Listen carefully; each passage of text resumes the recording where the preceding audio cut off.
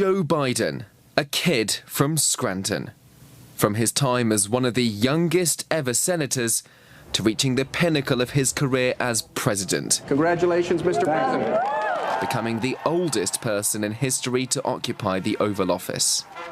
I was sworn into the United States Senate in a hospital. Joe Biden's story is a remarkable one, both personally and professionally, overcoming the pain of losing his wife and daughter in a car crash in 1972 to being sworn in as a lawmaker whilst his other children were still being treated for injuries, and famously travelling 200 kilometres home from Washington to Wilmington, Delaware, every night to tuck his boys into bed.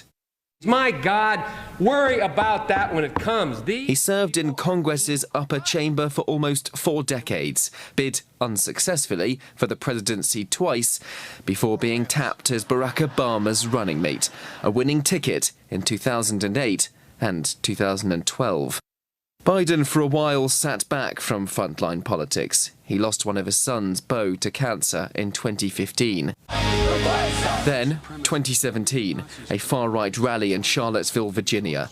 Scenes like this and inflammatory comments from President Donald Trump inspired his third bid for the White House. That's why today I'm announcing my candidacy for President of the United States.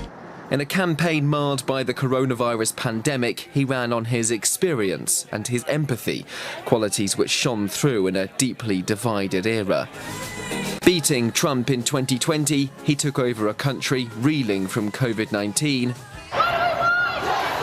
and racial tensions. It's called the Inflation Reduction Act of 2022. His presidency, he claims, was among the most successful in a century, defined by a series of legislative achievements. This is our moment. Healthcare reform, gun control, infrastructure bills, student debt relief, and the Inflation Reduction Act, an incredibly ambitious investment to combat the climate crisis. Overseas, Joe Biden faced several foreign policy challenges. Russia's invasion of Ukraine, the Israel-Gaza war, both still raging. Yet he can tout some successes, especially in the Indo-Pacific. An unprecedented American-Japanese-Korean trilateral last year. A revived quadrilateral security dialogue with India, Australia and Japan. An AUKUS nuclear submarine pact with Australia and the UK. Well, Mr. President, it's good to see you again. And despite at times hostile relations with China, face-to-face meetings with President Xi Jinping.